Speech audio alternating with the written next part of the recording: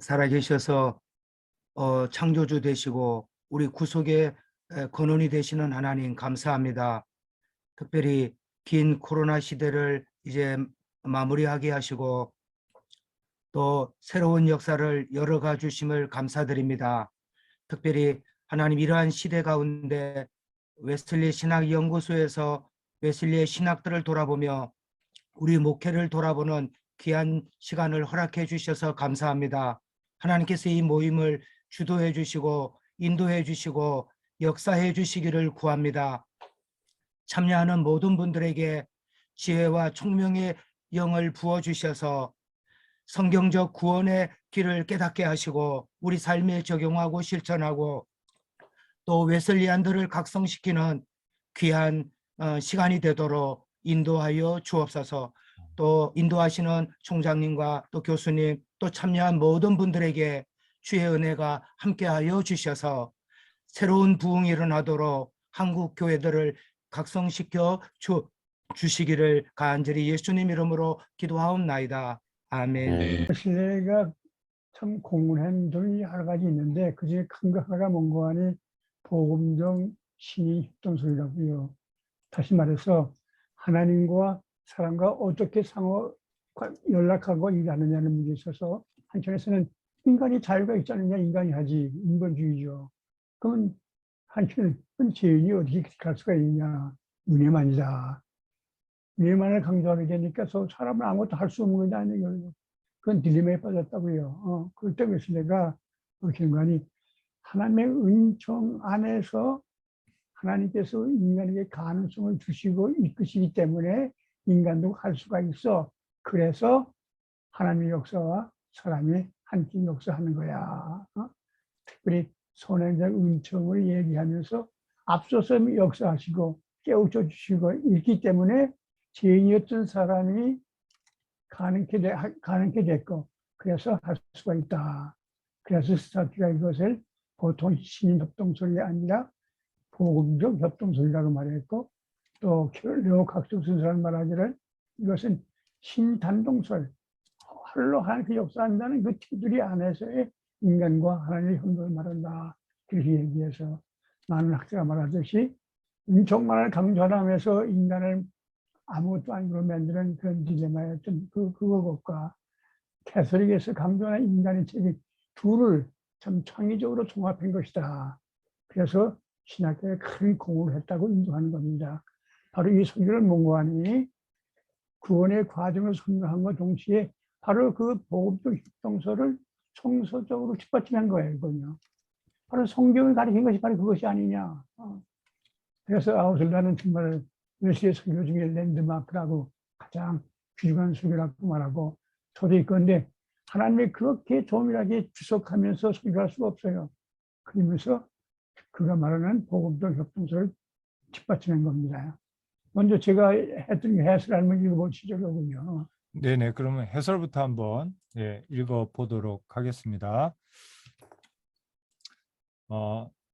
이 설교는 웨슬리가 그의 후년에 하나님의 은총과 인간의 힘이 상호작용하는 패러독스와 신비를 가장 조심스럽고 완벽하게 설명한 중요한 설교이다.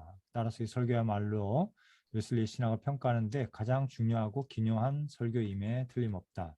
이 설교를 어디에서 그리고 언제 처음 하였다는 기록은 없으나 웨슬리가 설교의 본문인 빌립보서 2장 12, 13절을 본문으로 삼아 설교했다는 것은 여러 차례 나온다. 예를 들어서 그는 이를 옥스퍼드에서 4번이나 설교 본문으로 사용하였다. 그리고 그 후 노르위치에서 1번 사용하였다. 본 설교는 아미니안 잡지에 그저 설교 이게 얼마인가요? 29라고 제목 없이 기재되었었다. 그리고 그 후 표준 설교집에 수록되었다. 신학에서 하나님과 인간과의 관계를 다룸에 있어서 전통적으로 두 가지 상반되는 흐름이 있다. 첫째는 인간은 타락했고 따라서 전적으로 무능력하기 때문에 구원은 오로지 하나님의 손에 달려있다고 보는 극단적인 개혁주의 신학의 견해이다. 이 입장에 의하면 인간이 자신의 구원을 위해서 할 수 있는 일이란 전혀 없다. 두 번째는 인간은 전적으로 타락하지는 않았다라고 보는 견해이다. 따라서 인간은 능력과 책임 있는 존재이며 구원은 인간의 노력에 의해 가능하다고 보는 자유주의 신학의 견해이다. 이 입장에 의하면 하나님이 죄송합니다. 따라서 이 입장에 의하면 하나님께서 하시는 일은 단지 인간의 행위에 대한 보조 역할밖에 안 되는 것이다. 이와 같은 두 가지 극단적인 양극적인 입장을 성서적 입장에서 바로 정립한 사람이 존 웨슬리이다. 웨슬리는 이 설교의 본문인 빌립보서 2장 13절을 정확하게 강의하면서 복음적 신인 협동설을 주장했다. 웨슬리는 설교에서 첫째로 구원에 있어서 하나님께서 하시는 일이 무엇인가를 살피고 있다. 웨슬리는 인간의 공로로 구원이 이루어진다는 생각은 사라지게 되고 하나님 역사에 모든 영광을 돌리게 됩니다라고 말하며 인간이 만약 그가 가진 모든 것을 하나님께로부터 받았다는 사실을 깊이 깨닫는다면 어찌 그가 하나님으로부터 아무것도 받지 않은 것처럼 자신에게 영광을 돌릴 수 있겠습니까? 라고 질문하고 있다. 이렇게 볼 때 웨슬리 역시 정통주의자들과 같이 구원에 있어서 하나님의 역사는 절대적이라고 말한다. 둘째로 웨슬리는 구원에 있어서 인간이 하는 일이 무엇인가를 살피고 있다. 웨슬리는 본문의 말씀대로 두렵고 떨림으로 너희 구원을 이루라고 한다. 웨슬리에 의하면 이 말은 첫째로는 모든 일에 가장 열심 있는 마음으로 모든 조심과 주의력을 다하여야 한다는 뜻이다. 이와 같이 웨슬리는 구원을 위하여 인간은 최선의 노력을 다해야 한다고 주장하고 있다. 구원에 있어서 한편으로는 하나님의 주권적인 역할이 결정적이며 또 다른 한편으로는 인간도 최선의 노력을 다해야 한다고 주장한다면 이것은 서로 모순되는 주장이 아닌가. 이 질문을 해결하고자 하는 것이 이 설교의 세 번째 내용이다. 웨슬리는 이에 대해 두 가지 측면에서 해결책을 제시한다. 첫째로는 하나님께서 일하시니 너희도 일해야 한다는 것이다. 그러므로 우리가 우리 구원을 이루기 위해서 노력할 수 있고 또한 노력해야만 하는 것은 하나님께서 먼저 역사하시기 때문이라는 것이다. 이와 같은 웨슬리의 주장은 인간의 노력을 배제시켜 버리고 하나님의 역사만을 강조하는 정통적 칼빈주의자들의 잘못이나 또한 하나님의 주권적 역사를 배제하고 인간의 책임만을 강조하는 펠라기우스적인 자유주의 신학의 잘못에도 빠지지 않고 구원에 있어서 하나님과 인간이 서로 협력하는 관계를 잘 정립해 주었다. 웨슬리에 의하면 하나님의 주권적 역사는 구원에 있어서 인간이 노력할 수 있는 가능성을 제시해 준다. 또한 구원을 위해서 인간이 노력하는 것은 하나님의 주권적인 역사에 순종하는 것이 되는 것이다. 여기에서 우리는 웨슬리가 either or의 이분법적인 신학이 아니라 both and의 창조적인 종합의 신학으로 그의 신학을 전개해 나감을 본다. 웨슬리의 이와 같은 신학적 입장은 그의 선행적 은총에 대한 개념에서 더욱 분명해진다. 웨슬리는 구원을 넓은 의미에서 선행적 은총으로부터 영화에 이르는 전 과정으로 보며 좁은 의미에서는 구원을 칭의와 성결로 나누어서 보고 있다. 이 선행적 은총이란 하나님께서 모든 타락한 자연인에게 값없이 주시는 은총으로서 보통 우리가 말하는 양심을 가리킨다. 이 은총은 인간의 결과에 의해서 하나님 주시는 것이 아니라 모든 인간에게 하나님이 값없이 주시는 것이다. 따라서 웨슬리는 실존적인 인간치고 전혀 은총을 받지 못한 자연 상태에 머물러 있는 인간은 없다고 말한다. 하나님께서 이처럼 먼저 인간에게 은총을 주시기 때문에 인간은 선악이 무엇인지 분별하게 되고 더 나아가서 깨닫게 하는 은혜를 주시기 때문에 회개할 수 있는 것이다. 이와 같은 점으로 볼 때 웨슬리는 하나님의 은총과 인간의 노력이 서로 배타적으로 취급하지 않고 긴장을 지니면서 결국 하나님의 주권적인 은총의 역사 아래서 인간의 노력이 거기에 응답해 나가는 것으로 설명하고 있다는 것을 알 수 있다. 그러므로 이와 같은 웨슬리의 입장은 인간의 노력과 하나님의 은총과의 혼합된 형태를 주장하는 반펠라기온주의와는 달리 레오 콕스의 말대로 신단동설의 테두리 안에서의 협동설이라고 부르는 것이 합당할 것 같다. 이것이 복음적 협동설이다.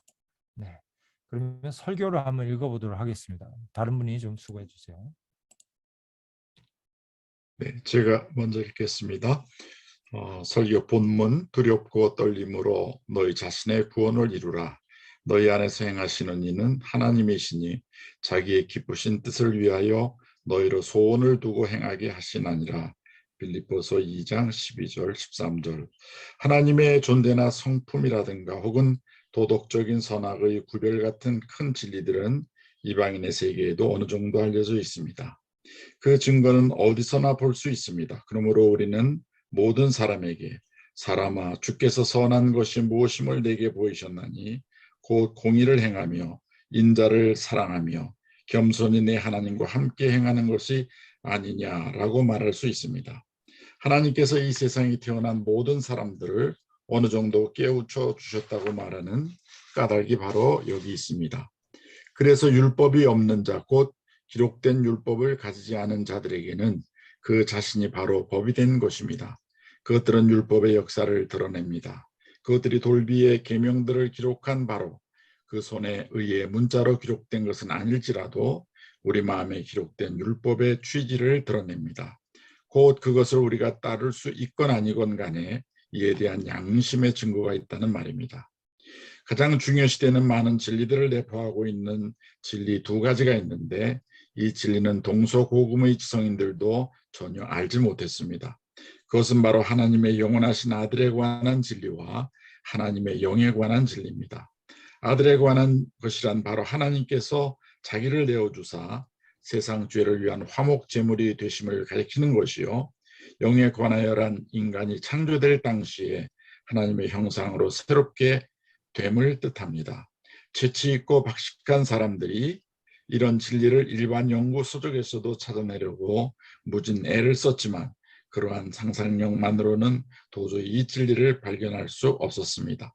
더구나 이런 일반 연구 서적 속에는 이러한 진리가 대단히 희귀합니다. 있다고 해도 몇 세대에 걸쳐서 가장 잘 교육되어 가장 깊이 생각하는 사람들에게서도 발견되는 정도입니다.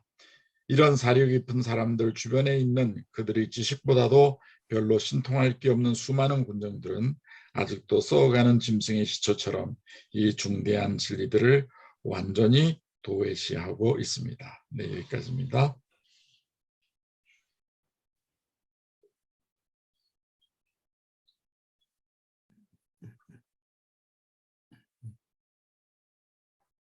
이 진리는 복음에 의하여 밝혀질 때까지는 온 세계의 인류와 온 세기 사람들에게 알려지지 않았습니다. 여기저기서 지식의 불꽃이 튀어도 의의 태양이 떠올라 어둠의 그림자를 내어 물기까지는 온 천하가 흑암으로 뒤덮여 있습니다. 저 높은 곳에서 새벽이 오매 그때까지 어둠과 사망의 그늘에 누웠던 자들이 큰 빛을 보았습니다. 그래서 어느 시대이건 무수한 사람들이 하나님이 세상을 이처럼 사랑하사 독생자를 주셨으니 이는 저를 믿는 자마다 멸망치 않고 영생을 얻게 하려 하십니다는 말씀을 알게 되었습니다. 이와 함께 만약 우리가 하나님의 말씀을 믿는다면 성령께서 우리 안에 행하시사 하나님의 기뻐하시는 뜻을 따라 우리의 의욕을 일으키시고 그것을 실행하시는 것을 알게 됩니다. 이 구절 앞에 있는 사도 바울의 말씀은 얼마나 귀중합니까? 너희 안에 이 마음을 품으라 곧 그리스도 예수의 마음이니 그는 근본 하나님의 본체 영원 전부터 변치 아니하시는 하나님이시나 하나님과 동등됨을 취하려 하지 않으셨다고 했습니다. 정확한 의미로는 이 동등됨을 노략질하지 않으셨다는 뜻으로 이는 다른 사람의 지시로 인함이 아니요 스스로와 동등됨을 취하지 않으신 것입니다. 이 말씀은 하나님의 충만하심과 가장 높으심의 두 가지 사실을 잘 드러내고 있습니다. 또 이 말은 반대적인 두 말과 함께 쓰여졌는데 곧 그의 충만하시다 함은 자기를 비우셨다는 말과 반대되고 하나님이 높으시다는 뜻은 본문에서 자기를 낮추셨다는 말에 반대가 됩니다. 그런데 하나님은 그 충만한 신성에서 자기를 비우셨습니다. 곧 사람과 천사의 눈이 볼 수 없도록 자기 자신의 충만하심을 가리우신 것입니다. 그리고 이렇게 자신을 비우시는 그 행위에 의하여 종의 모습을 취하셨다는 것입니다. 곧 보통 사람과 똑같은 사람의 형상을 입으셨다는 것입니다. 사람의 형상으로 나타나셨다는 말씀은 그분이 보통 사람, 더 아름답지도 월등하지도 아니하는 사람, 그 형체로 나타나사 자기를 낮추시어 하나님과 동등하심에도 불구하고 하나님께 불복종하셨으니 죽기까지 십자가 위에서 죽기까지 복종하셨다는 말씀입니다. 이것이야말로 겸손과 복종의 가장 위대한 본보기라고 하겠습니다. 이와 같이 사도 바울은 그리스도의 본을 설명하고 나서 그리스도께서 성취해 놓으신 구원을 얻도록 다음과 같이 전하고 있습니다. 그러므로 두렵고 떨림으로 너희 구원을 이루라. 너희 안에서 행하시는 이는 하나님이시니 자기의 기쁘신 뜻을 위하여 너희로 소원을 두고 행하게 하시느니라. 이 뜻깊은 말씀에서 우리는 다음과 같은 점을 관찰할 수 있을 것입니다. 첫째로 우리가 잊어서는 안 될 중요한 진리는 우리 안에서 행하시는 이는 하나님이시니 자기의 기쁘신 뜻을 위하여 너희로 소원을 두고 행하게 하신다는 것입니다. 둘째로 우리 인간이 해야 하는 노력은 두렵고 떨림으로 너희 구원을 이루라는 것입니다. 셋째로 앞에 두 가지 연결해서 얻어지는 결론은 너희 안에서 행하시는 이는 하나님이시니 그러므로 너희 자신의 구원을 성취하라는 것입니다. 여기까지 읽겠습니다.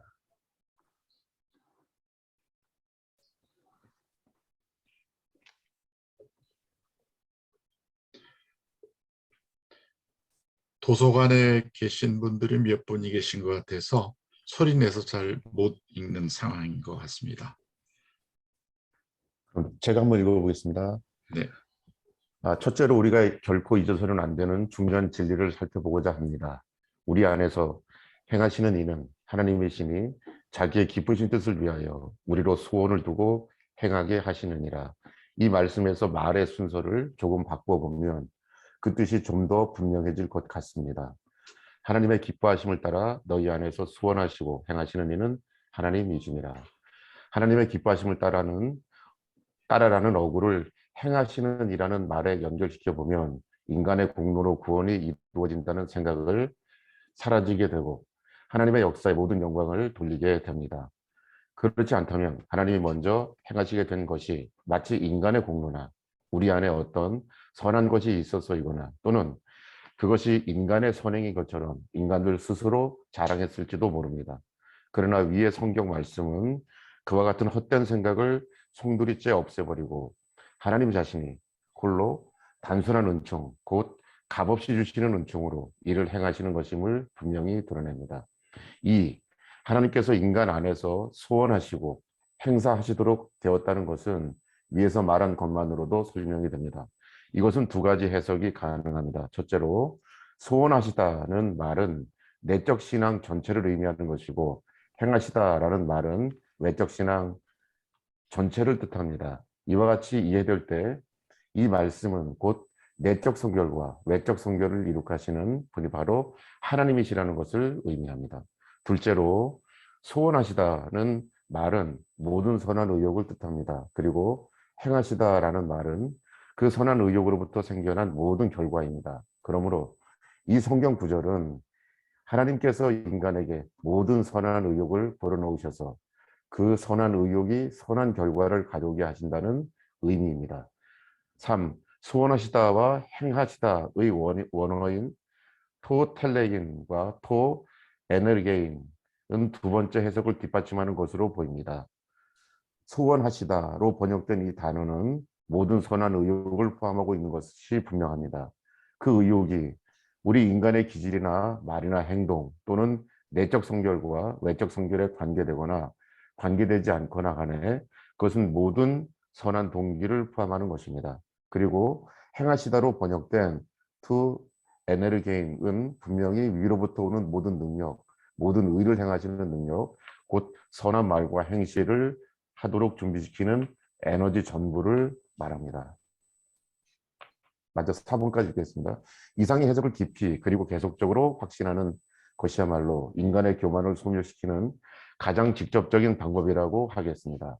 인간이 만약 그가 가진 모든 것이 하나님께로부터 받은 것이라고 하는 사실을 깊이 깨닫는다면 어찌 그가 하나님으로부터 아무것도 받지 않는 것처럼 자신에게 영광을 돌릴 수 있겠습니까? 선을 이루고자 하는 생각조차 위로부터 오는 것이고 아울러 그 선을 끝까지 행하는 능력도 위로부터 오는 것임을 인간이 알고 느낀다면 또한 하나님께서 모든 의욕을 불어넣으실 뿐 아니라 그것과 함께 하시고 그 뒤를 따라 계속 역사하신다는 것을 깨닫는다면 더 말할 것도 없이 우리는 자랑하는 자는 주 안에서 자랑해야만 한다는 결론에 이릅니다. 여기까지 하겠습니다. 제가 읽겠습니다. 두 번째 문제로 넘어갑시다. 만약 하나님께서 너희 안에서 일하신다면 너희 자신의 구원을 이루라. 여기서 이룬다라는 말의 원뜻은 어떤 일을 철저히 하라는 의미입니다. 너희 자신이라는 말은 너희 자신이 이 일을 수행하지 아니하면 그 일은 언제까지나 해결되지 않는다는 뜻입니다. 그리고 너희 자신의 구원이라는 것은 선행적 원총으로 시작됩니다. 사람이 자기의 범죄에 대하여 일시적으로나마 어느 정도의 깨달음이 있다든가 혹은 하나님의 뜻에 대한 깨달음이 순간적으로 생긴다면 이것은 선행적 은총에 의한 것입니다. 이 모든 것은 생명을 향한 어떤 행진을 암시합니다. 어떤 면에서는 구원의 시작이요 눈멀고 무딘 마음, 즉 하나님과 그 하신 일을 전혀 모르는 마음으로부터 건짐을 받는 초기 단계입니다. 이 구원은 흔히 성경에 회개라고 말하는 깨닫는 은혜로 인하여 계속하여 이루어집니다. 그러므로 좀 더 자기 자신을 알게 되고 돌과 같은 마음에서 한 걸음 한 걸음 더 건짐을 받게 됩니다. 그런 후에 우리는 진정한 의미에서의 그리스도인의 구원을 체험하게 되는 것입니다. 이 구원은 인간이 은혜로 인하여 믿음으로 말미암아 얻는 것입니다. 그리고 이 구원은 두 가지 중요한 부분, 곧 의인과 성화로 설명됩니다. 의인이라 함은 우리가 죄책으로부터 구원을 받아 하나님의 사랑 안에 거하게 됨을 말하며, 성화라 함은 우리가 죄악의 권세와 뿌리로부터 구원받아 하나님의 형상으로 회복됨을 의미합니다. 성경에서 보여주는 것처럼 우리의 경험도 이 구원이 순간적이며 동시에 점진적이라는 것을 나타냅니다. 구원은 우리가 하나님과 사람에 대하여 거룩하고 겸손하며 고상하고 오래 참는 사랑 가운데서 어렵다 함을 받는 그 순간에 시작됩니다. 그리고 그 구원은 점진적으로 성장하여 마치 겨자씨 한 알이 모든 씨보다 작은 것이지만 나중에는 많은 가지들을 내어 큰 나무가 되는 것처럼 됩니다. 마찬가지로 구원은 우리 마음이 모든 죄로부터 씻김을 받고 하나님과 인간을 향한 순전한 사랑으로 가득할 때까지 자라는 것입니다.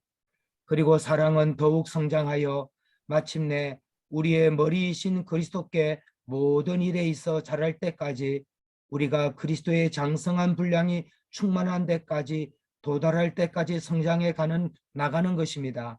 여기까지만 읽겠습니다.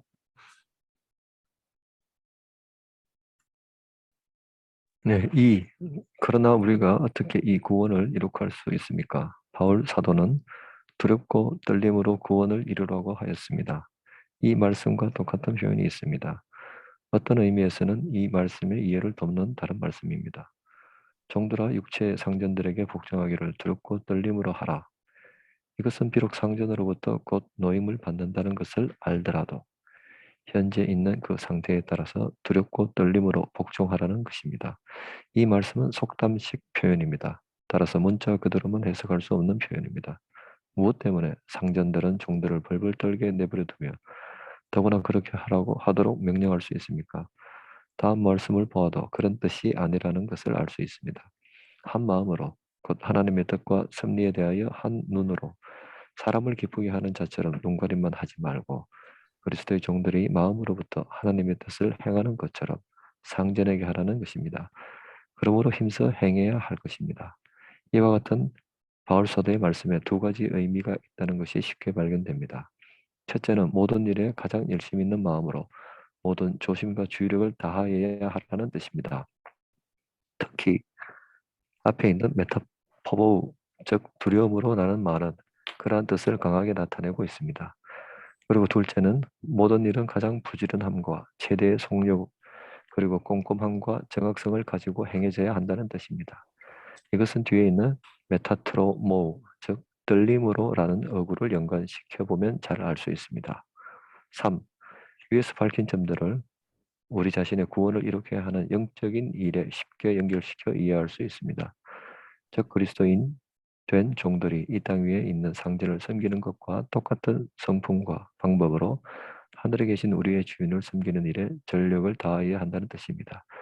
첫째로는 가장 열심 있는 마음과 온갖 조심과 두려움으로 섬길 것이요, 둘째로는 가장 부지런함과 최대의 속력, 그리고 꼼꼼함과 정확성을 가지고 섬겨야 하는 것입니다. 4. 그렇다면 우리 인간 자신의 구원을 이룩함에 있어서 성서가 요구하는 단계들은 무엇입니까? 선지자 이사야는 우리가 취하여야 할 첫 단계에 대해 다음과 같이 대답하였습니다. 즉 악행을 거치고 선행을 하도록 하라. 만약 하나님께서 여러분 안에서 역사하셔서 이미 주어진 은총으로 인하여 믿음으로 말미암아 현재의 구원과 그리고 영원한 구원에 이르기를 여러분이 희망한다면 여러분을 유혹하는 악마를 피하여야 합니다. 그렇습니다. 모든 악은 모양이라도 버려야 합니다. 그리고 선을 행하십시오. 선한 일과 경건한 일에 열심을 다하십시오. 가족 기도와 엄밀히 하나님께 부르짖는 일에도 노력하십시오. 엄밀히 금식하십시오. 그러면 엄밀히 보신 아버지께서 보이는 상급으로 갚으실 것입니다. 성경을 상고하십시오. 성경 말씀을 우리들과 함께 들으며 또 홀로 읽으며 그리고 그 읽는 말씀을 명상하십시오. 기회가 있을 때마다 성만찬에 참석하여 주를 기념하십시오. 그러면 하나님께서 그 성만찬식에서 여러분을 만나실 것입니다. 하나님의 자녀들과 사귐을 즐기십시오. 그리고 모든 하는 일은 은혜 가운데서 절제하도록 하십시오. 틈나는 대로 모든 사람들에게 그들의 영역을 위하여 선을 행하도록 하십시오. 주의 일을 함에 있어 견고하며 흔들리지 말며 항상 풍성히 하여야 합니다. 곧 자기를 부인하고 자기 십자가를 매일 지라는 말씀입니다. 여러분의 기쁨이 하나님 안에서 기뻐할 수 없는 것이라면 여러분의 모든 기쁨을 버리십시오. 비록 그것이 여러분에게 십자가가 되어도 비록 육체에는 쓰라린 것이라 하여도 하나님께로 나아가는 수단이 된다면 사용치 말고 택해야 합니다. 여러분이 그리스도의 보혈로 속량함을 받았습니까? 그러면 여러분은 완전한 데 나아가 마침내는 그가 빛 가운데 계신 것 같이 여러분도 빛 가운데 행하여 저는 미쁘시고 오히로사 우리 죄를 사하시며 우리를 모든 불의에서 깨끗게 하시느니라 라고 증거하게 될 것입니다. 예, 마치겠습니다. 제가 읽겠습니다. 그러면 이 구절의 전반부와 후반부가 무슨 관계가 있는 것이냐고 반문하시는 분이 있을 줄 압니다. 앞뒤 구절 사이에 노골적인 모순이 있지 않습니까? 만약 우리 인간 안에서 소원하고 행하도록 역사하시는 분이 하나님이시라면 우리들이 일할 필요가 어디 있습니까? 하나님의 역사하심이 인간의 하는 일을 훨씬 능가하는 것이 아니겠습니까? 그렇게 되면 하나님의 역사하심이 인간의 노력을 불필요하게 할 뿐 아니라 실상 필요하지도 않게 만드는 것이 아닙니까? 만일 하나님께서 모든 것을 다 하신다고 인정한다면 인간이 해야 될 일은 무엇이란 말입니까? 위와 같은 생각은 육적으로나 혈통에서 나는 추리입니다. 처음 들을 때는 대단히 그럴듯하여도 좀 깊이 생각하여 보면 그것은 건실한 생각이 아닙니다. 하나님께서 일하시니 그러므로 너희도 일하라는 말씀에는 아무 모순이 없으며 오히려 밀접한 관계가 있음을 알게 될 것입니다. 즉 이것은 다음과 같은 두 가지 면에서 연결되는 말씀입니다. 첫째로는 하나님께서 일하시니 그러므로 너희도 일할 수 있다는 것이요. 둘째로는 하나님께서 일하시니 그러므로 너희도 일해야만 한다는 것입니다. 첫째로 하나님께서 여러분 안에서 일하심으로 여러분이 일할 수 있다는 것입니다. 그렇지 않으면 여러분은 아무것도 할 수 없습니다.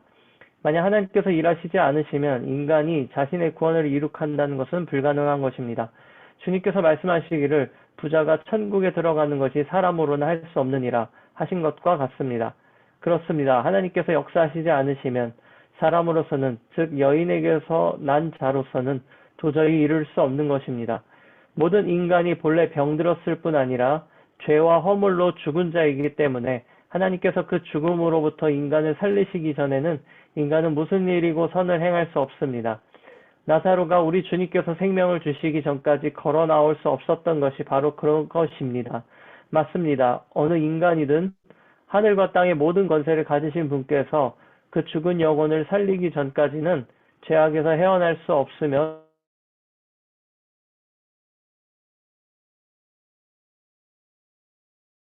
없는 것입니다. 우리를 불러 일으키실 분은 오직 하나님뿐이시니 우리는 우리의 영혼을 되살릴 수가 없습니다. 라고 변명하면서 그 책임을 창조주께 전가할 수는 없습니다. 영혼이 자연적으로 죄악에서 죽었다는 것을 인정한다고 하더라도 그런 변명은 성립되지 않습니다. 왜냐하면 단순히 자연 상태에 머물러 있는 인간이란 하나도 없기 때문입니다. 인간이 하나님의 영을 소멸시키지 않는 한 하나님의 은총의 역사 밖에서 홀로 있는 사람은 아무도 없기 때문입니다. 살아있는 사람치고 우리가 보통 말하는 자연적 양심을 가지고 있지 않는 사람은 없습니다. 그러나 양심이라는 것은 자연적인 것이 아닙니다. 좀 더 정확히 말하면 그것은 선행적 은총입니다. 모든 사람들은 많건적건 이 선행적 은총을 지니고 있습니다.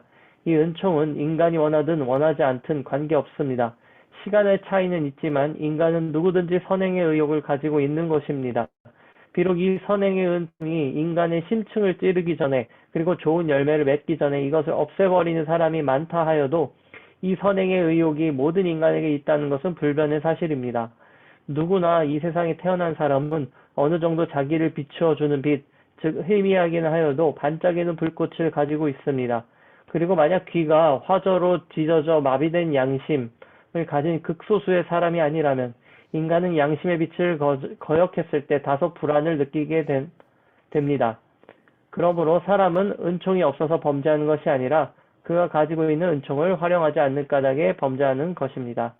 예, 여기까지 읽겠습니다.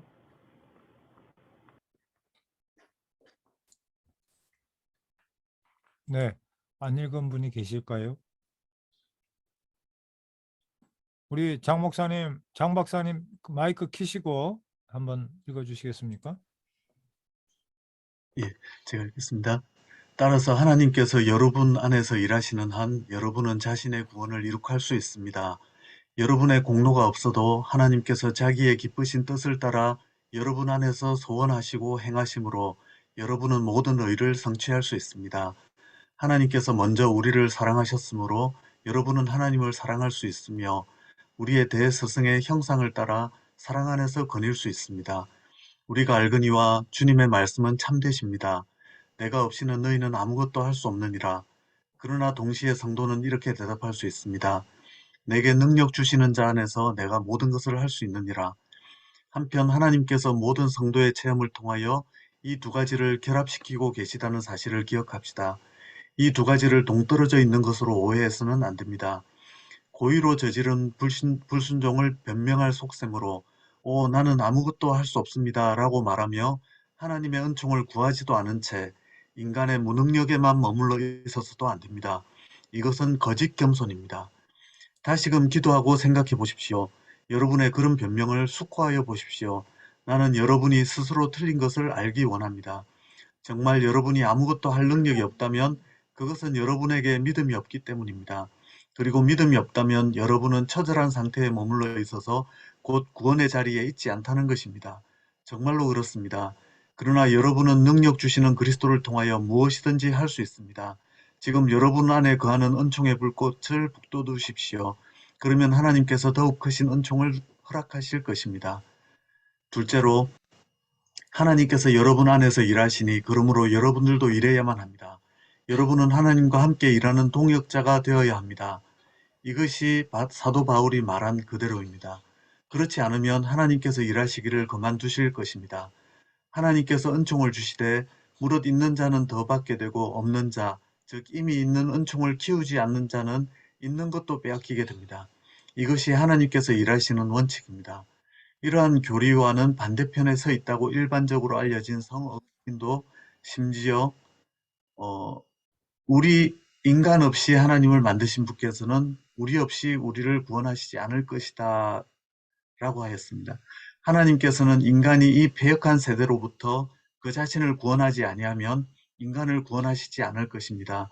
믿음의 선한 싸움을 싸워 영생을 취하지 않으면 인간이 좁은 문으로 들어가기를 힘쓰지 않으면 자기를 부인하고 매일 자기의 십자가를 지지 않으면 그리고 부르심과 택하심을 굳게 하기 위하여 모든 수단을 기울이지 않으면 하나님은 인간을 구원하지 않으실 것입니다.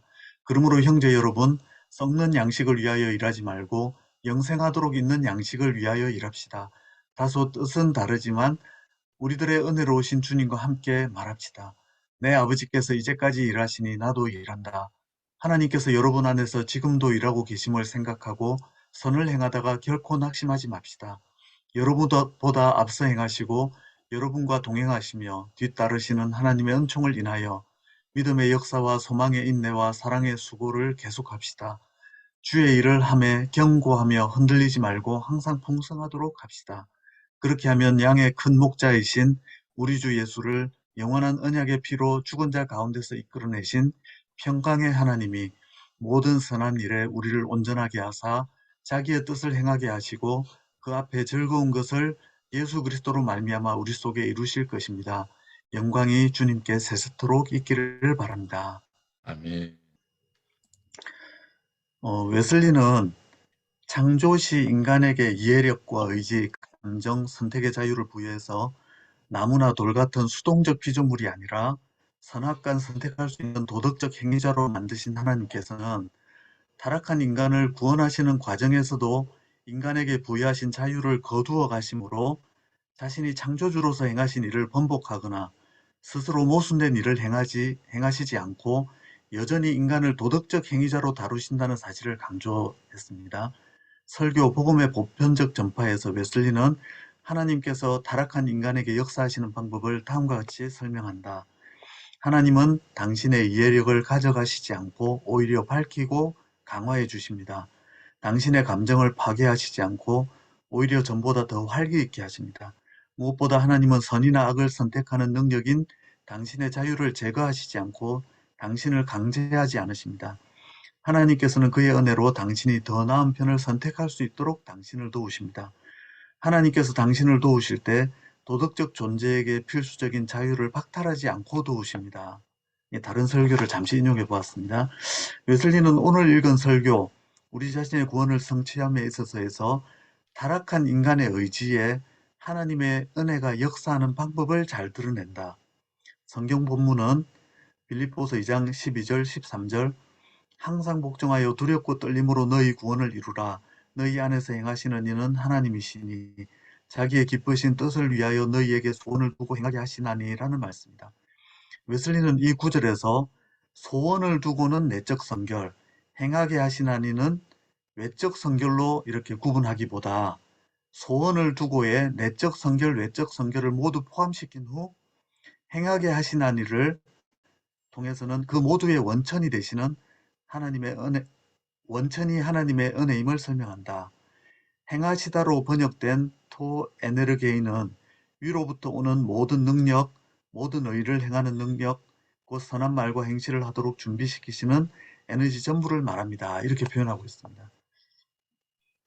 이러한 해석의 근거에 웨슬리는 내적으로든 외적으로든 사람이 하나님의 뜻에 부합하도록 행할 수 있는 비결은 우리 안에서 행하시는 하나님의 역사임을 설명한다. 하나님께서 우리 안에서 일하신 것이 우리가 하나님께 응답하는 것보다 시간적으로 앞서고 또 그것을 가능하게 하므로 구원은 하나님 자신이 값없이 주시는 은총으로 행하는 것이기에 인간의 공로로 구원이 이루어진다는 생각을 사라지게 하고 하나님의 역사의 모든 영광을 돌리게 됨을 말한다. 이를 아는 것이 인간의 교만을 소멸시키고 하나님으로부터 아무것도 받지 않은 것처럼 자신 스스로에게 영광 돌리는 태도에 빠지지 않게 한다고 말한다. 두 번째로 하나님의 은혜를 설명한 후 웨슬리는 너희 구원을 이루라는 말씀을 통해 하나님께서 먼저 주신 은혜에 대해서는 인간의 올바른 응답이 필요함을 설명한다. 두렵고 떨림으로 너희 구원을 이루라는 명령은 인간의 행위로 구원이 이루어진다는 의미를 조금도 내포하지 않으며 단지 우리가 은혜에 바르게 반응해야 함을 의미한다.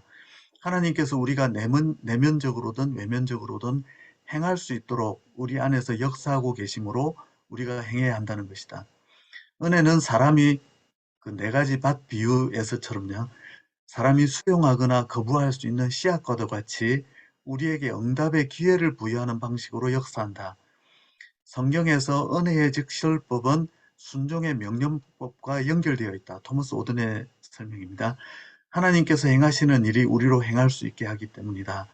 하나님께서 우리 안에서 일하심으로 우리는 우리 안에서 행하시는 그분의 사역에 협력해야 한다.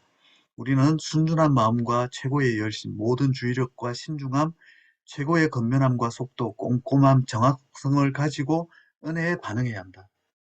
웨슬리는 구원의 은혜를 소극적이고 태만하며 무기력하고 정적인 것으로 생각하지 않았다. 구원의 은혜의 수용은 적극적인 반응, 간절한 기도, 성령의 조명을 받는 성경 연구, 적극적인 선행과 함께 이루어져야 한다. 구원은 우리의 반응도 없이 하나님만이 단독적으로 은혜를 주시고 끝내는 방식으로 이루어지지 않는다. 하나님의 모든 은혜는 반응이 뒤따라야 함을 전제하고 있으며 인간의 자유로운 반응을 일으키고 또 요구한다. 세 번째로 웨슬리는 구원의 모든 과정을 선행은 종, 죄를 깨닫게 하는 은혜, 칭해와 중생, 성결로 이어지는 하나님의 은혜의 연결고리로 설명한다. 이 선행은 총은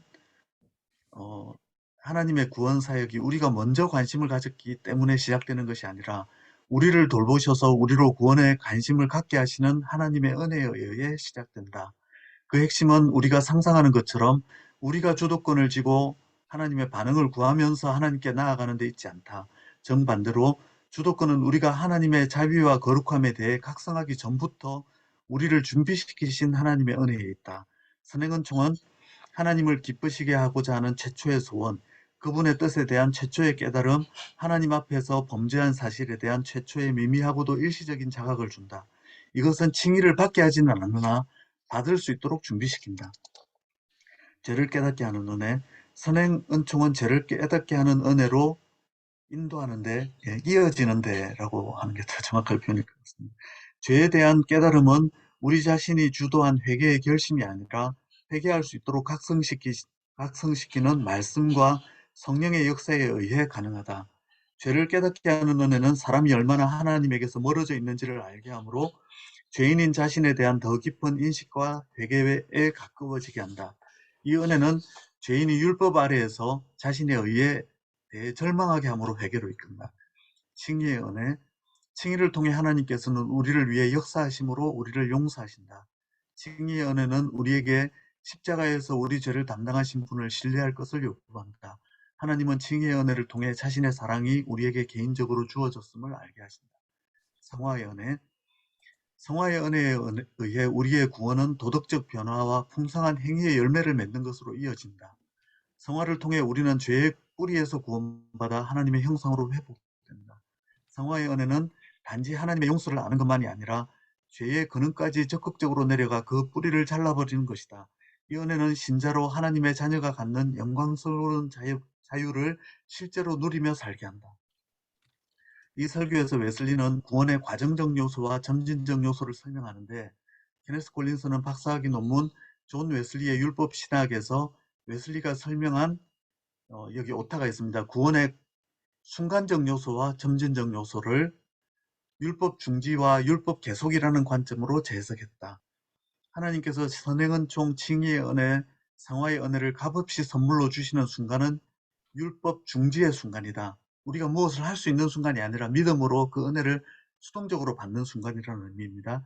그러나 각 은혜를 받은 사람은 더 큰 은혜를 받을 때까지 이미 받은 은혜를 소멸하지 말고 받은 은혜가 충만한 가능성을 온전히 나타내도록 은혜를 헛되게 만들지 말라는 명령, 또는 일반적인 표현으로 받은 은혜 안에서 더욱 성장하라는 명령을 받기에 율법 중지 순간 전후에는 율법이 계속된다. 적극적으로 하나님께 순종하고 하나님의 은혜를 소멸시키지 않을 수 있도록 태만하지 않은 방법으로 적극적으로 반응하는 것이 필요하다는 말입니다. 콜린스는 다른 책, 존 웨슬리의 신학, 거룩한 사랑과 은총에서 율법 중지와 율법 계속이 서로 교대하며 이어지는 구원의 과정에서 드러나는 웨슬리 신학의 핵심적 종합의 다양한 요소를 다음과 같이 정리합니다. 웨슬리 신학에는 구원을 오직 하나님의 활동으로 보는 견해와, 이게 더 근본적인 요소고요. 그로 인해서 복음적 신임 협동, 즉 하나님의 은혜와 인간의 응답 모두로 보는 견해가 종합되어 있다. 은혜를 자격 없는 자에게 베푸시는 하나님의 사랑으로 보는 견해와 사람이 하나님의 뜻 가운데 살 수 있게 하시는 성령의 능력으로 보는 견해가 종합되어 있다.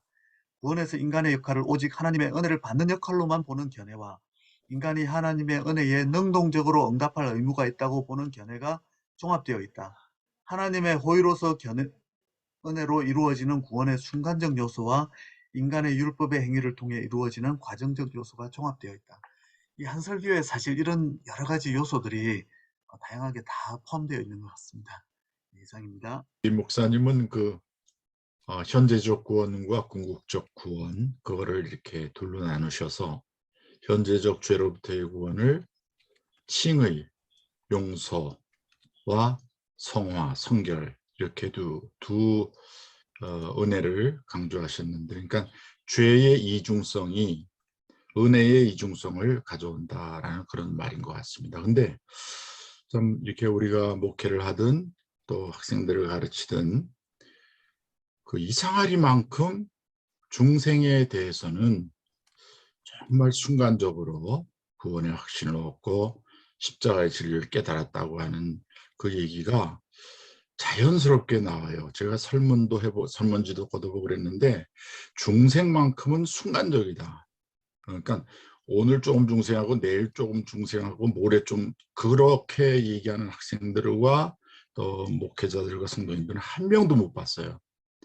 그런데 이상하게도 이 성결 체험이라든가 온전한 성화에 대해서는 점진적인 과정 속으로 우리가 그레이주얼 생티피케이션의 길을 가다가 어느 순간에 하나님께서 순간적으로 그 심령에 성결을 완성하시고 온전한 그리스도인으로 기독자 완전을 이루게 한다라는 얘기를 하면 그때부터 이상하게 뭔가 그 알레르기성 반응을 보여요. 그게 무슨 그런 신학이 물론 있겠죠. 켈빈이 그런 신학을 강조했고 그랬으니까 특히 장로교회 통해서는 그럽니다만은 우리 성결교회 안에 또 우리 서울신학대 안에 계신 우리 교수님이나 우리 학생들 전체에 제가 아주 오래전에 대학원 다니면서 논문을 그런 데 대한 논문을 썼는데 마침 그때 논문 심사를 하신 총장님이 강근환 총장님이셨어요. 오랜 얘기죠. 근데 총장님이 저를 부르시더니 이 순간적 성화, 순간적 성결에 대해서는 이건 성경이 말하는 거 아니다. 이거는 우리 교단에서도 이렇게 안 가르치는 것 같다. 그래서 제가 속이 너무 속상해서 교단 헌법을 보니까 우리 헌법이 지금 오늘 웨슬리 목사님이 설교한 이런 내용으로 잘 돼 있더라고요. 그래서 이게 왜 그런 건지, 교육의 부재 현상인지 아니면 그렇게 어떻게 그냥 그렇게 흘러가는지 참 마음이 답답하고, 우리 이런 일을 우리 외신년 모임에서 우리가 강조하고 또 체험적인 거를 더 강조하고 이렇게 했으면 좋겠다는 생각을 갖습니다. 웨슬리 목사님 이 설교 너무나 참 귀하고 우리 장경 박사님의 논찬도 아주 너무너무 참 귀하고 좋습니다. 네, 감사합니다.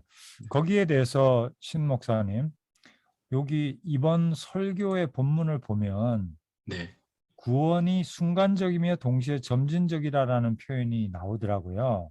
네, 그런데 그 앞뒤 문맥을 보면은 구원을 의인과 성화로, 칭의와 성화로 구별해서 웨슬리 목사님이 설명을 하면서 네, 의인은 순간적으로 되어지는 것이고 그리고 그 이후에는 점진적으로 우리가 하나님의 형상으로 이제 회복된다, 이렇게 설명을 하고 있어요. 그래서 제가 볼 때는 이제 우리 신 목사님의 말씀이 뭐 전혀 틀린 게 아니고 성화에 있어서 이 순간적 요소, 성령의 체험이라고 하는 요소가 분명히 있는데요.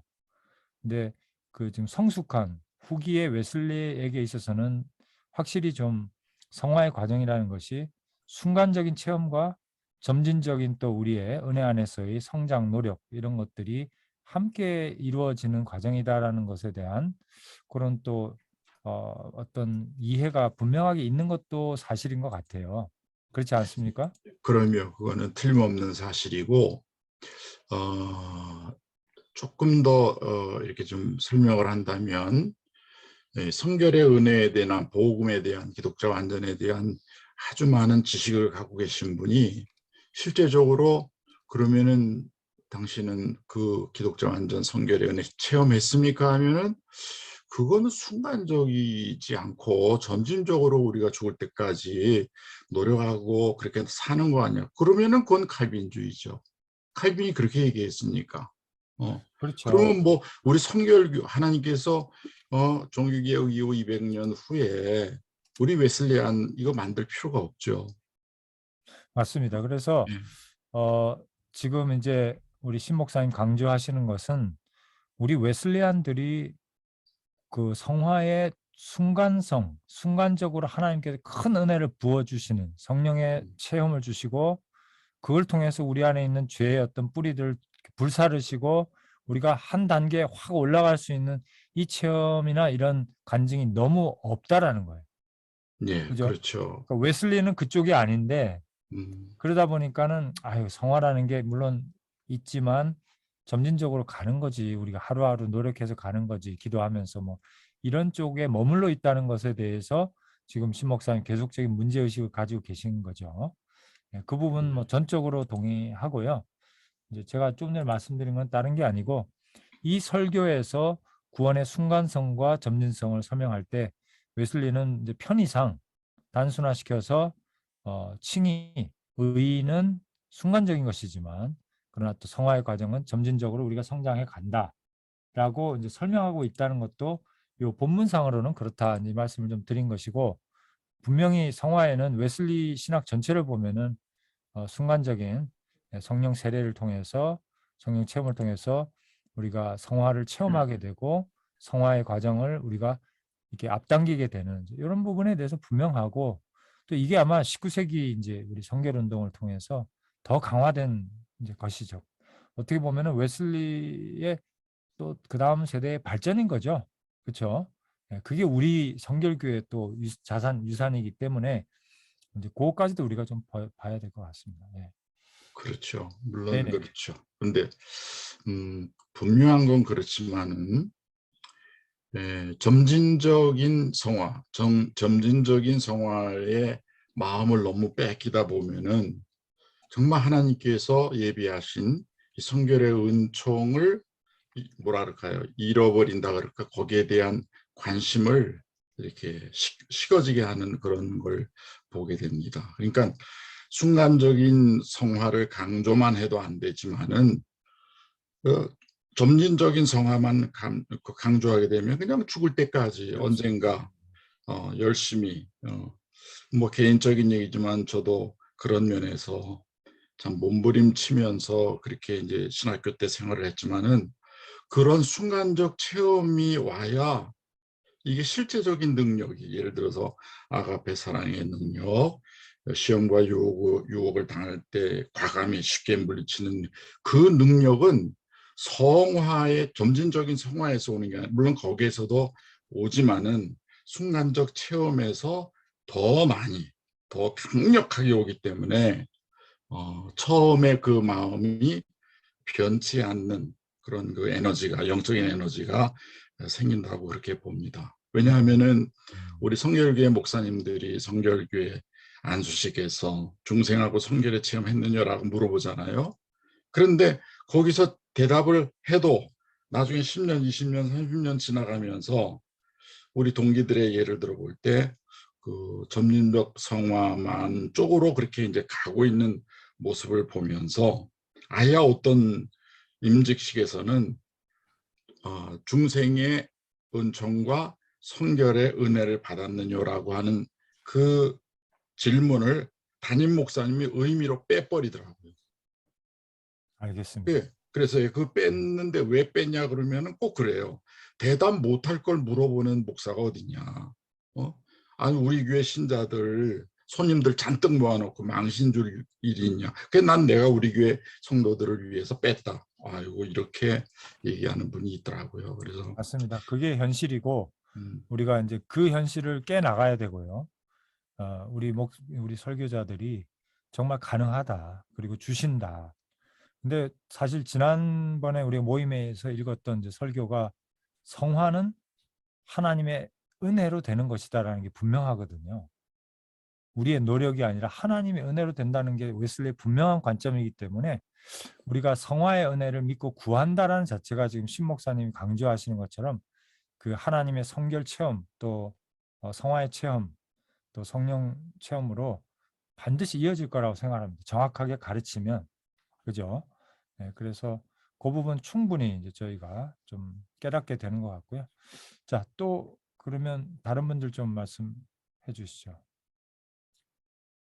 이 설교와 연계해서 그 웨슬리의 그 작은 소논문인데 복음적 목회자에 관한 소고라고 하는 작은 논문 한 페이지 두 페이지밖에 안 되는 건 논문에 보니까 복음적 목회자가 누구인가 누가 온전한 성서적 의미에서 복음적 목회자라고 말할 수 있는가 그러면서 교파에 상관없이 하나님 말씀 전체를 선포하고 영광에 이르는 복음 전체 의인과 성화를 설교하는 자만이 복음적 목회자이다. 웨슬리는 복음적 목회를 의인과 성화를 성경 전체에서 이렇게 설명하는 사람만이 복음적 목회자라고 정의하고 있는 것 같습니다. 근데 아까 말씀하신 것처럼 칭의나 신생이 순간적이지만 어쩌면 회심을 위한 준비 기간이 있다고 하는 청교도들의 말도 목회적 임상 속에서는 맞는 얘기라고 생각됩니다. 물론 순간에 칭의가 일어나고 신생이 일어나지만 그러기 위해서는 그 앞선 준비된 과정이 있어야 된다는 거지요. 그러니까 참 이 구원의 과정이 순간적이면서도 점진적이고 과정적으로 그렇게 이해해야 될 필요성이 있지 않나, 그 생각이 좀 들었습니다. 네, 감사합니다.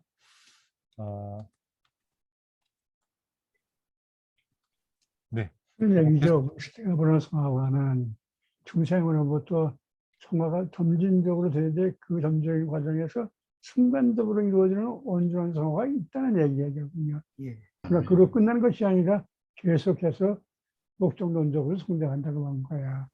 근데 19세기 성결운동에서는 단지 순간적인 것만 강조하고 그 앞뒤에 있는 점진적인 얘기가 아니기 때문에 조금 이탈됐다, 그런 얘기를 한 거죠. 또 이 짝에서는 점진적인 얘기하고 그 중요한 순간적인 온전한 순간을 늘 강조하는데 결점이 있다고 그러지.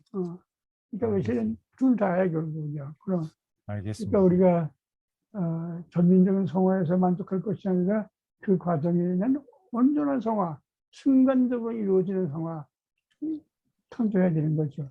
그렇다고 전민적인 성화의 과정을 무시해서는 안 된다는 얘기야. 네. 2대 5화로 갈라진다고. 한개는 전민적인 것만, 순간적인 것만. 그것은 둘 다야.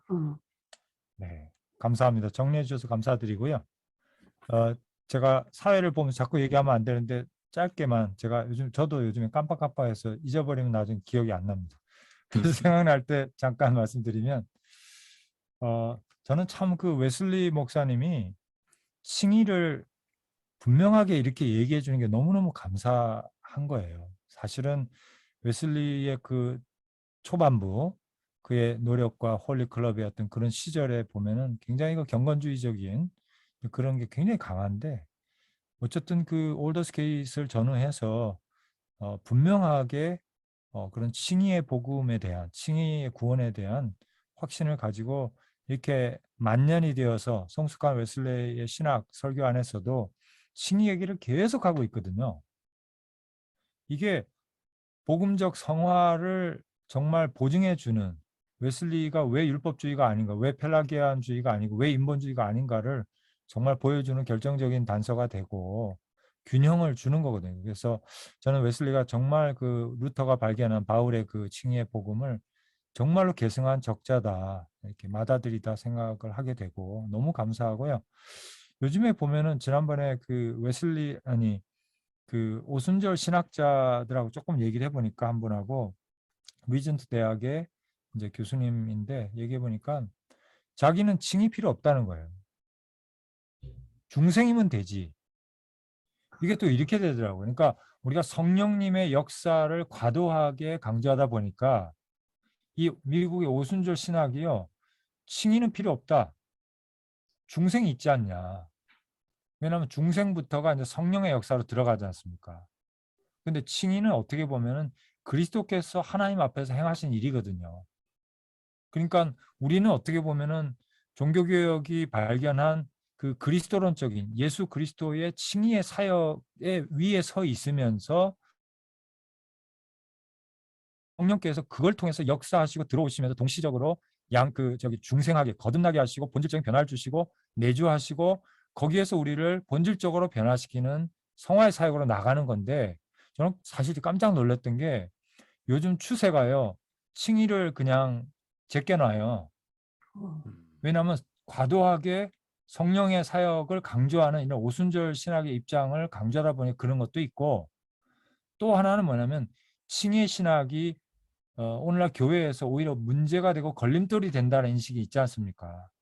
그래서 바울에 대한 세관점, 지난번에 얘기했던 그런 것들도 막 나오고, 이게 칭의의 복음을 전해 보니까 사람들이 나 구원받았어 그러고 끝난다는 거예요. 그래서 나는 뭐 죄인이지만 의인이야, 이렇게 됨으로써 우리가 본질적으로 구원파에 빠져버린다. 이제 이런 우려가 있기 때문에 요즘에 이 성서 신학에서도 칭의를 홀대하고요. 그리고 어쩌면은 오순절 신학에서도 칭의가 굉장히 홀대를 받고 있어요. 그러니까 개신교 종교 개혁의 이 신학으로부터 이렇게 벗어나고 있는 거예요, 지금 전체적으로. 근데 존 웨슬리 목사님은 누구보다 성화를 강조했지만 성령의 능력과 사역을 강조했음에도 불구하고 칭의로부터 출발해서 그걸로 가고 있거든요. 그래서 저는 너무 이게 필요한 게 아닌가. 정말 저는 반갑고 감사하더라고요. 네. 참고로 말씀드리고요. 또 다른 분들 말씀 주시죠.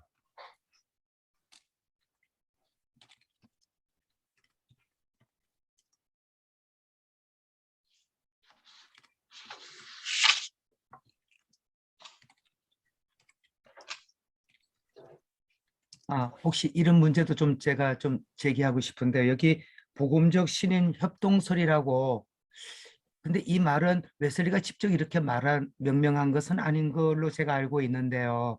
웨슬리가 말한 게 아니라 예, 스타크라는 박사가 그거를 복음적 협동사라고 말했죠.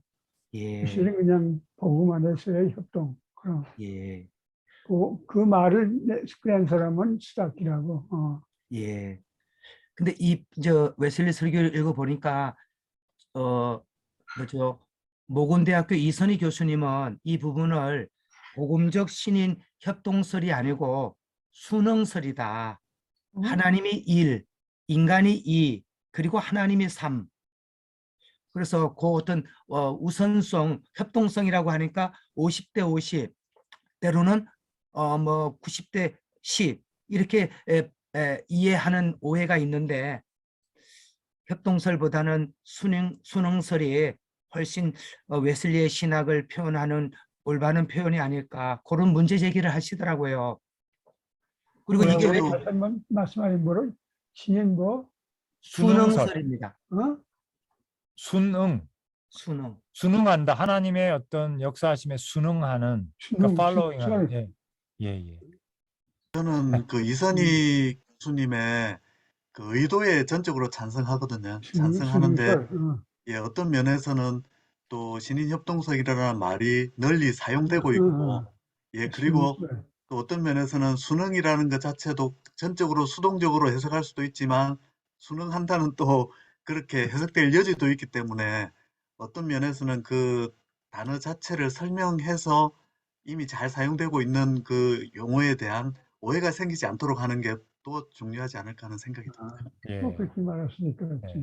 그러니까 이제 이 복음적 신인 협동설이라는 것이 참 좋은 게 뭐냐면 그 가톨릭에서 얘기하는 이제 시너지즘, 신인이 협동한다라는 이런 이제 신학적인 태제가 있잖아요. 그거를 교정하는 의미가 있는 거죠. 협동이 일어나지만 여기선 전적으로 복음적인 그죠? 은혜 안에서 일어나는 것이다라는 면에서 가톨릭 신학에 대한 어떤 수정, 이제 이런 이제 의미도 있는 것 같고요.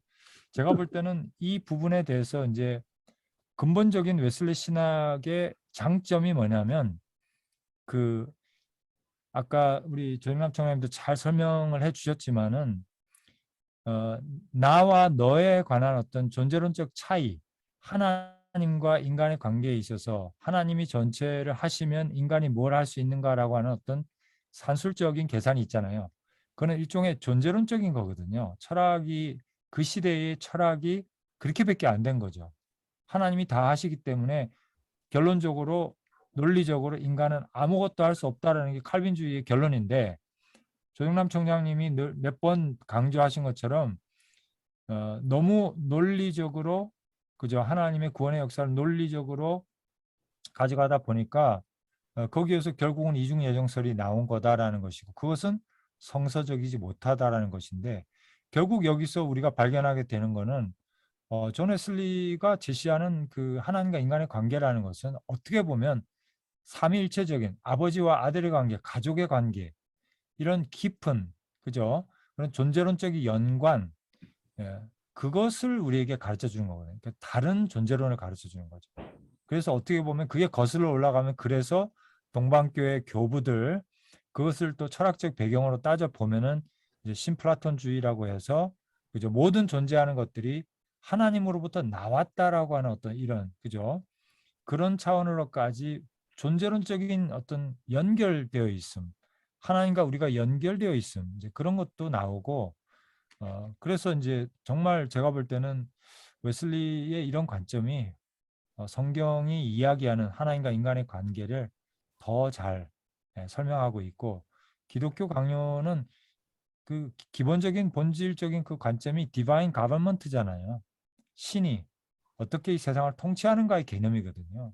그러니까 그 시대에 가지고 있었던 어떤 왕과 어떤 신민의 개념으로 성경을 바라봤기 때문에 근본적인 한계가 있었다라고 생각이 되고, 웨슬리는 훨씬 더 신앙이, 그러니까 신학 그 성서적인 관점에서 하나님과 인간의 관계를 보기 때문에 하나님이 하시지만 또 하나님이 인간에게 힘을 주시고 미션을 주시고 우리와 함께 하신다라고 하는 이런 복합적인 것 같아요. 인간관, 존재론, 철학적인 다른 어떤 세상을 살아가고 있다, 이런 생각이 들어요.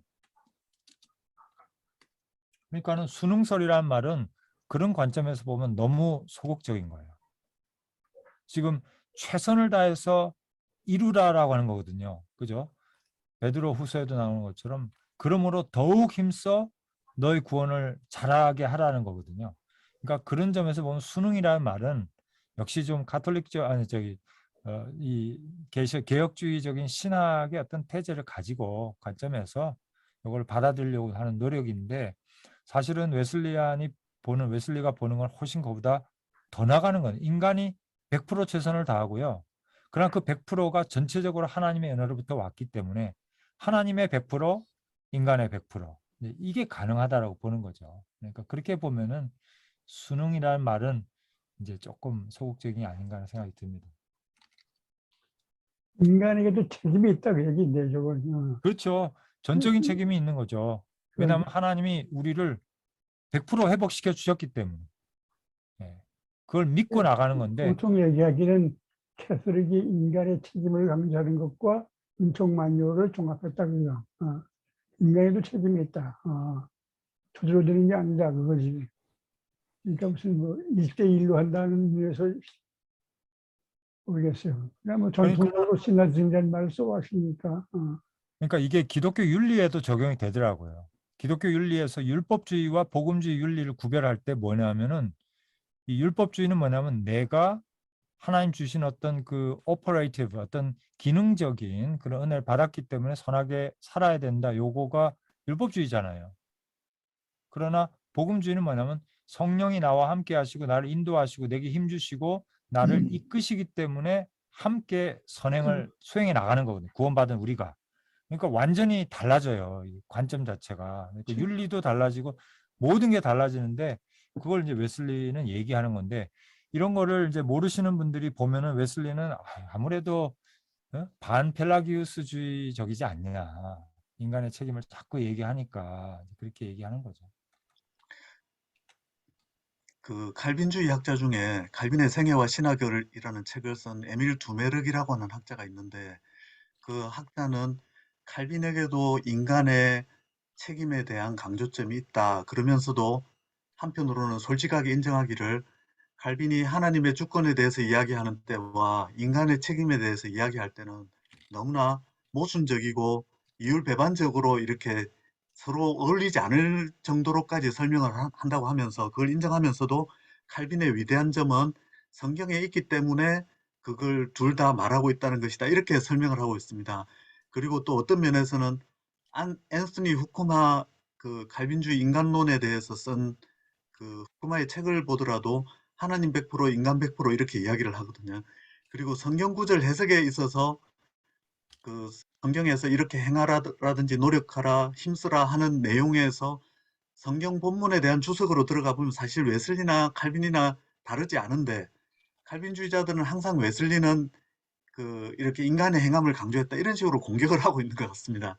그런데 사실 웨슬리가 주장한 인간의 행함이라고 한다는 것은 항상 하나님의 은혜를 전제로 하고 있고, 그걸 이제 수용하느냐 거부하느냐의 그 반응을 의미한다는 점에서 오히려 사람에게 믿음을 강조하고 그 다음에 수용을 강조하는 성경 말씀에 일치하는 게 저는 오히려 웨슬리고 그런 점에서 칼빈에게 있어서는 인간의 책임을 말하는 부분이 문제가 아니라 하나님의 주권을 설명할 때 이것과 어울리지 않게 설명하는 게 문제였는데 웨슬리는 하나님의 주권과 인간의 책임을 함께 양자를 어울릴 수 있도록 설명하는 성경적인 방법으로 설명하는 점에서 더 훌륭하지 않나 저는 그렇게 생각하고 있습니다.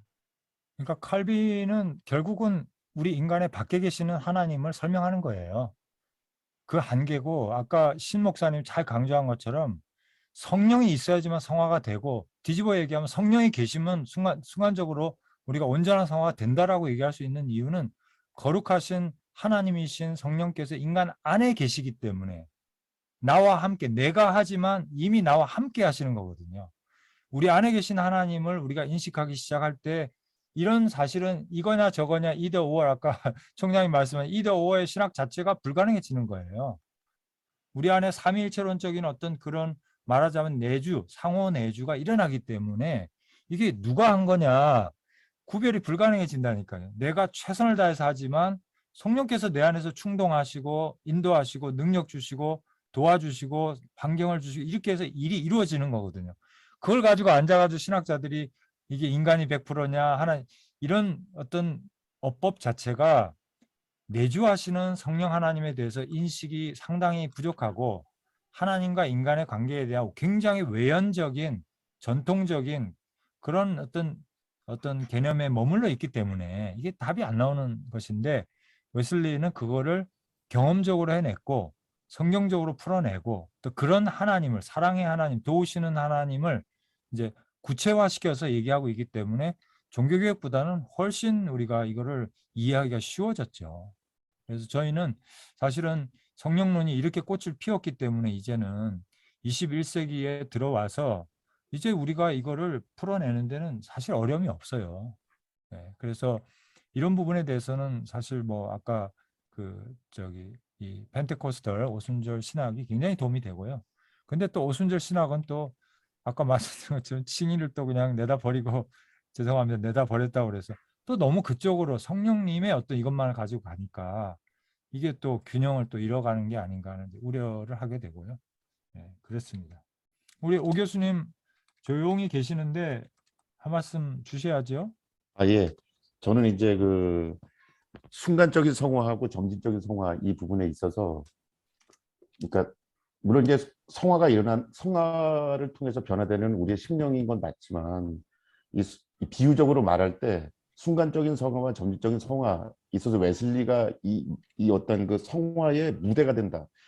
내지는 이 성화가 이루어지는 어떤 장소가 어디냐라고 얘기했을 때 저는 이게 이제 웨슬리의 어떤 그 사역이라고 봅니다. 근데 웨슬리의 사역이라고 하는 것이 단선적인 사역이 아니고 목회 사역이 단선적인 개념이 아니고 그 예배를 통해서 그다음에 선교 전도 그다음에 구체적인 교육 그다음에 봉사 그다음에 교제 애찬식 같은 케이스 이런 어떤 그 5개 정도의 교회 기능을 충실하게 그분은 이론적으로만 한 게 아니고 실제로 이 5개를 종합한 그런 목회를 하셨거든요. 그러니까 이 과정 가운데에 다 참여를 하는 과정 가운데에 그 안에서 그 이런 어떤 무대를 배경으로 해서 그 성도 안의 목회자들이 이제 순간적으로 성화를 하시다가 그 과정에서 하나님께서 갑자기 주신 뭔가를 경험할 수밖에 없는 그런 어떤 무대들을 웨슬리는 충실하게 걸어갔다고 하는 거라고 저는 생각합니다. 그리고 이제 그러니까 좀 웨슬리의 어떤 목회를 제가 다시 볼 때 그러니까 일기를 읽으면서 저는 많은 걸 생각했거든요.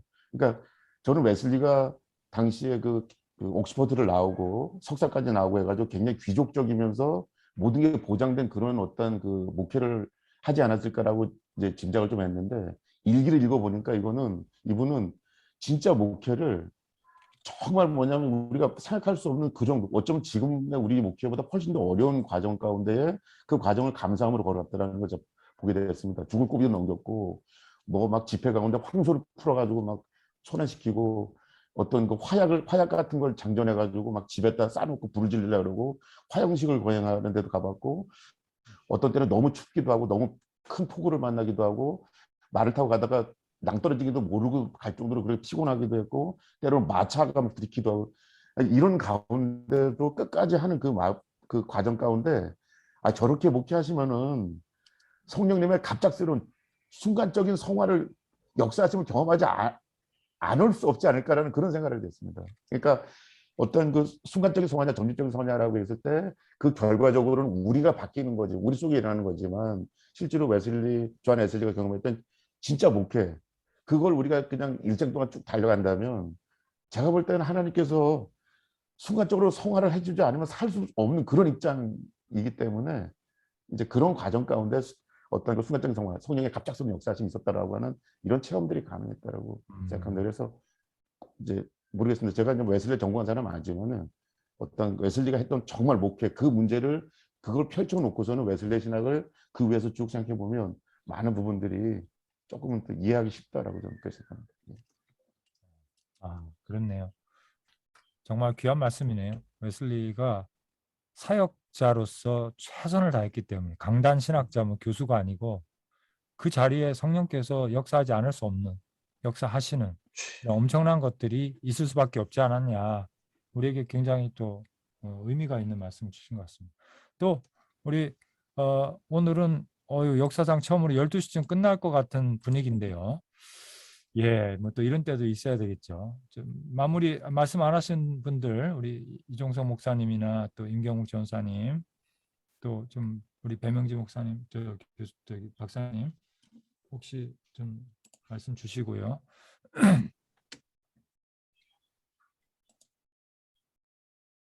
네, 저는 이건 총장님과 또 교수님 여러 선배 목사님들이 말씀에 항상 큰 가르침을 받습니다. 그런 점에서 감사드리고, 다만 이제 이 웨슬레 신학을 사실상 이제 학교에서 공부할 때 교수님들께 배우고 공부했을 뿐이지, 사실 목회 현장에서 웨슬레 신학 그러면서 이렇게 탐독하거나 그런 적은 사실 없는데, 이번 이제 이 외신연구소에서 하는 이 세미나에 참석하면서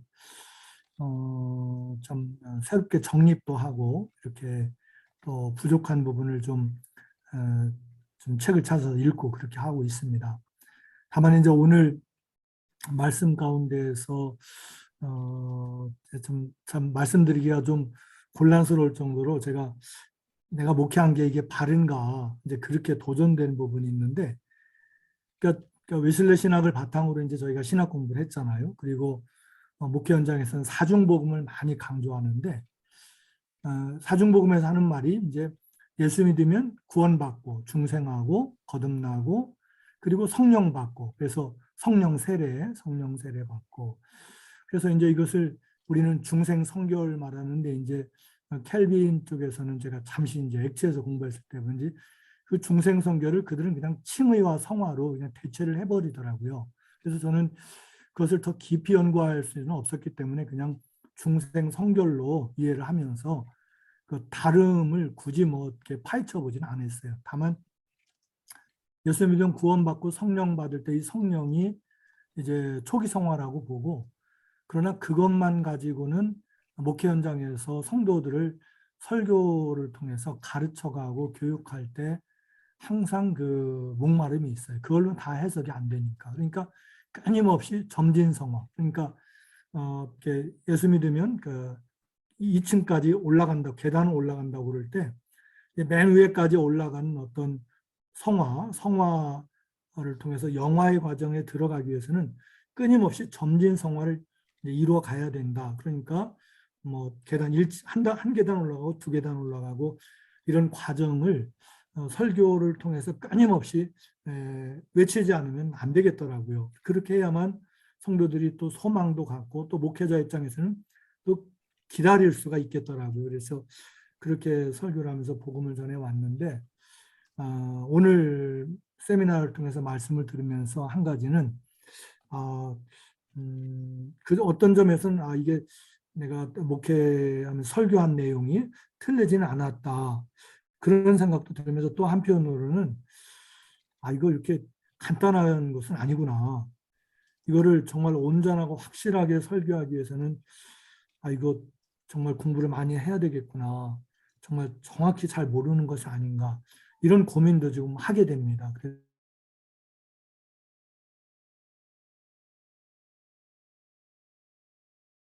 또 갖게 됩니다.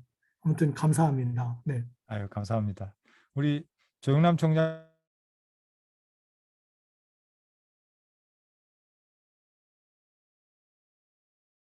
참고하시면 좋을 것 같아. 우리 웨슬리 목사님이 이제 우리보다 그거를 아까 우리 오성훈 교수님 말씀한 것처럼 성화 목회를 하신 분이잖아요. 성화 목회하는 사람 별로 없습니다. 거의. 그죠? 우리 주위에 거의 없어요. 근데 웨슬리 목사님은 성공적으로 그걸 하신 분이기 때문에 이제 그 설교를 우리가 종종 인용하는 것도 참 좋겠다 이런 생각이 듭니다. 네, 저는 한 가지 이제 그 콜린스가 아까 인용을 우리 장 박사님 해주셨는데 율법 중지의 순간으로 뭐 중생을 그렇게 표현을 하셨던 것 같아요. 그랬나요? 그죠?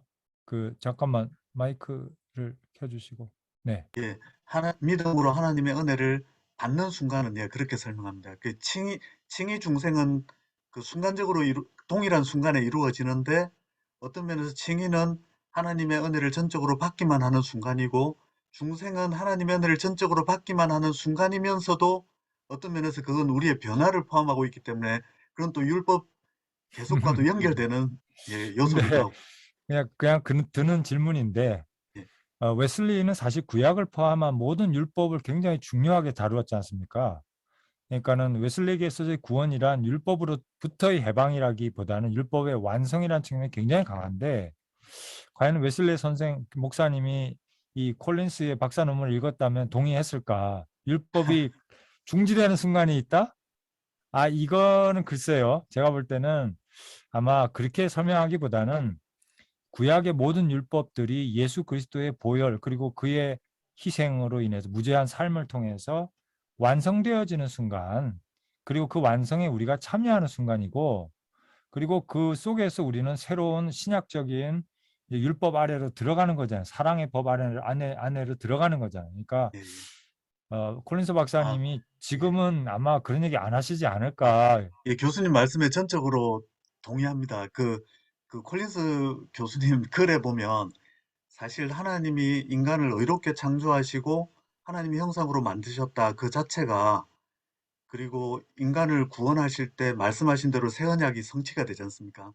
그런 것 자체가 하나님의 은혜라는 것이 율법이라는 것을 빼고는 이해할 수 없는 그 어떤 무정형의 은혜가 아니라 하나님의 기준이, 거룩하심의 기준이 있는 은혜라고 하는 점에서 분명히 그 부분을 강조하고 있고, 어떤 네. 면에서 예수님의 십자가 자체도 하나님의 기준이 없어진 게 아니라 기준이 있다는 걸 알려주는 거기 때문에 그 그렇죠. 율법이 무효한 게 아니라 있다는 걸 알려주는 거라고 설명을 하거든요. 그런데 이제 그 구절에서 율법 중지라는 것은 인간의 행함이 아무것도 작용하지 않고 오직 하나님의 은혜만 수동적으로 받는다는 입장에서 율법 중지라고 표현했는데, 그런 그 설명이 없이는 그 제가 문제가 될 것 같습니다. 제가 천국 가서 좀 물어보긴 하겠지만 제가 생각할 때는 존 웨슬리 목사님은 이거는 아니다. 이건 내 입장 아니고 율법 완성의 순간으로 봐야지. 그걸 왜 중지 1.1핵도 안 없어진다는 게 웨슬리 목사님 입장일 텐데.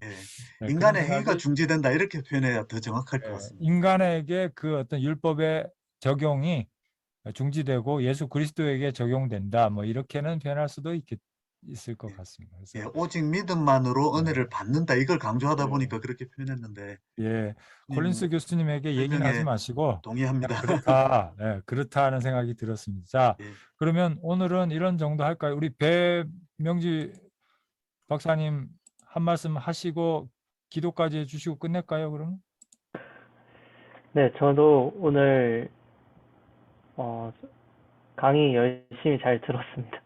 강의 너무 좋은 강의들이었고 좋은 토론이어서 얻는 시간이 많았고, 또 웨슬리 목사님 말씀하신 것처럼 사랑으로 결국 율법을 세워가라, 결국 사랑이 있어서 그런 것이 얼마나 이 관계잖아요. 인격적인 관계, 그 관계를 중요시 여겨서 이런 모든 것들이 나오지 않았나 이렇게 또 생각을 해봅니다. 네, 이상입니다. 네, 그러면 우리 배 박사님 교수님, 기도해 주시고. 교수님 죄송한데요. 네네. 기도하시기 전에 잠깐만 하면 좀 제가 문제 제기하는 말씀드리겠습니다. 뭐냐면 이 본문 설교를 읽으면서 사실 목회 현장에서는 신학이 실종되는 일들이 많거든요. 성경적인 신학에 토대하지 않은 목회가 많이 난무하고 있는데 이걸 저 목회에 적용한다고 그러면 그러면 사역조차도 하나님이 불어넣어 주신 의지를 가지고 우리가 행해야 그게 하나님이 원하시는 진정한 사역이 아닌가. 이걸 사역에 연결시킨다고 그러면 오늘 인본적인 사역들이 너무 많지 않은가. 이런 부분에서 신학자님들께서 이런 사역의 어떤 우선순위라고 할까요? 하나님의 주권을 따른 인간의 어떤 참여, 그러한 사역이 정당한 사역이 아닌가. 근데 오늘 목회 현장에서는 꽁 잡는 매가 최고라고 그런 논리가 아주 팽배하다고 생각이 되어져서 교수님들은 어떻게 생각하시는지 한번 여쭤보고 싶습니다. 네, 정말 저는 전적으로 동의하고요. 저는 우리 한국 교회 안에 또 우리 안에 그 구약에 머물러 있는 율법주의적인 것이 굉장히 많다라고 생각합니다. 예를 들면 우리가 연말이 되면 그렇게 임명하지 않습니까? 새로운 일꾼들을 임명하는데 과연 우리가 얼마만큼 성도님들에게 기도하는 가운데 하나님께서 여러분에게 주시는 지금 말씀하신 그 열정과 방향을 가지고 헌신하도록 우리가 권면하고 안내하고 이렇게 해서 정말 그 성령님과 함께 그들이 자발적으로 성령님의 어떤 능력 안에서 갈 수 있도록 가르치고 안내하고 있는가 굉장히 의문입니다. 그거보다는 타성에 젖거나 아니면 지금 지적하신 인본주의적인 관점에서 교회 생활 많이 하신 분들에게 우리가 쭉쭉쭉 해서 집사도 시키고 또 쭉쭉쭉 해서 교사도 시키고 안 되면 그냥 자리만 지켜줘 이렇게 해가지고 틀을 만드는 일에 얼마나 우리가 애를 쓰고 있는가. 그래서 구역들이 정체되어지고 일이 안 되고, 왜냐하면 정말 성령 안에서 그 안에서 주시는 것을 가지고 기도하는 가운데 본인이 내가 하고 싶다라고 하는 이 최선을 다하겠다는 이런 헌신을 가지고 팀을 짜는 게 아니잖아요. 지금 현실적으로 체면을 위해서 전혀 준비 안 된 분들도 집사도 시키고 뭐 또 사역도 주고, 그래서 지금 지적하신 대로 인본주의적인 방법이 난무하고 있고, 다른 말로 하면 율법주의적인 것들이 난무하고 있거든요.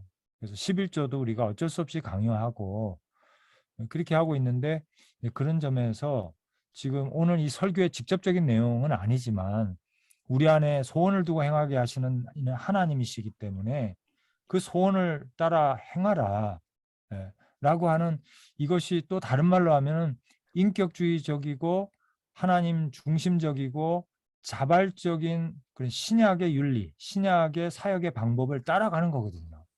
물론 오늘 설교에서 우리 웨슬리 목사님 조금 세게 얘기하시더라고요. 해야 한다.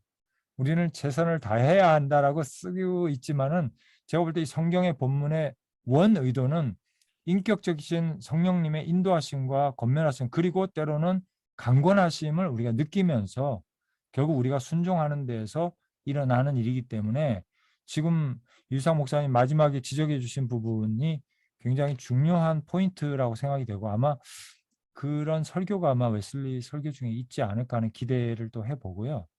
그래서 우리가 정말 우리 안에 인본주의적이고 율법주의적이고 권위주의적이고 구약적인 이런 11조, 이런 교회 출석, 주일 예배 굉장히 우리가 강조하다 보니까, 그죠? 그래서 우리는 예배 빠지면 지옥 가는 것처럼 사실 그렇게 우리가 설교하고 있거든요. 은연중에. 주일 예배 빠지면은 이게 큰일 나는 거거든요.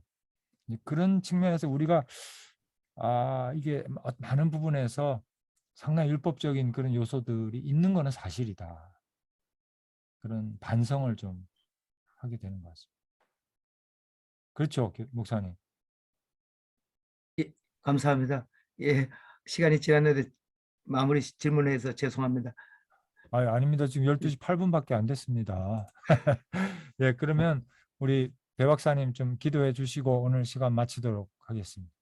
네, 기도하겠습니다. 감사합니다, 주님. 이렇게 귀한 시간 가운데에 함께 해주셔서 감사합니다. 여기 모인 모든 분들 가운데에 하나님의 충만하심과 은혜와 그 삶 가운데, 사역 가운데 샬롬이 넘치게 해주시고, 우리 이 연구를 통하여서 더욱더 하나님의 나라가 확정되어지며, 무엇보다도 우리의 목회를 통하여서 정말 성화의 복음이 전달되어지는 통로로서 우리를 사용하여 주옵소서. 아멘. 감사합니다. 예수님의 이름으로 기도드립니다. 아멘. 아멘.